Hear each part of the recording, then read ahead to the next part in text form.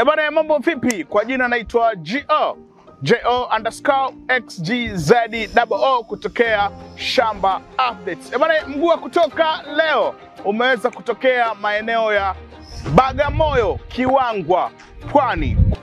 Kuna mwendelezo wa josho ambalo linatengenezwa hapa mahususi kabisa kwa ajili ya kuogeshea mifugo aina ya mbuzi, ng'ombe pamoja na kondoo. Mimi ni sio muongeaji sana, tumsikilize injinia kutoka Cybermech Farm, yeye atatujuza vitu vingi sana. Naitwa JO_XGZO ndani ya Shamba Update. Oh yeah, let's go tupate madini mengi. Ndugu wakulima, karibuni Cybermech Farms Limited, kampuni ambayo tunajishughulisha na ujenzi wa josho na mabanda ya mifugo mbalimbali. Leo tuko site, kama mnavyoona hapa ni mwendelezo wa ujenzi wa josho, na hili ni duara.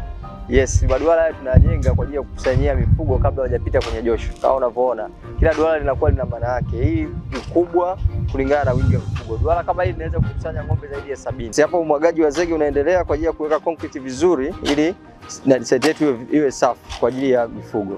Kwa kama unavyoona, tunamwaga zege ya kiwango kizuri, lakini pia baada ya ng'ombe kuwa hapa watapita kwenye josho. Josho yetu ndio ile pale.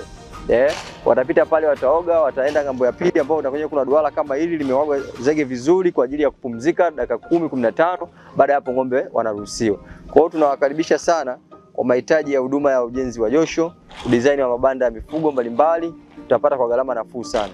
Unaweza kutupigia simu kwa 0779618436 au unaweza kutembea website yetu ya www.cybermechfarms.co.tz.